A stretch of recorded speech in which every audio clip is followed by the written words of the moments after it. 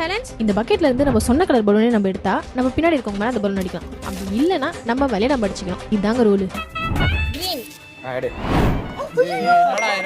இது நம்ம ஆட்டம் போட்டு ஒரே வெட்டு.